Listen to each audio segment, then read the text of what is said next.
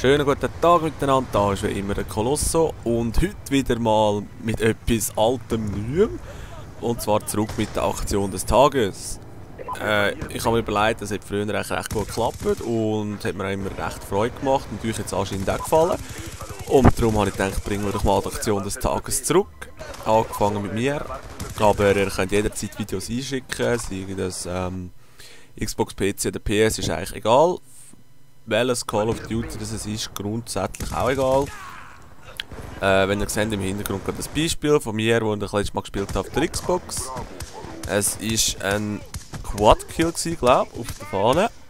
Ist auf dem Game aber tatsächlich als Ganzes so als Hexa-Kill angeschaut worden und hat darum auch einen Titel bekommen. Recht nice gewesen. Also, sendet doch eure Videos ein, wenn ihr etwas habt. Würde mich sehr freuen. Und bis zur nächsten Episode. Schönen zusammen.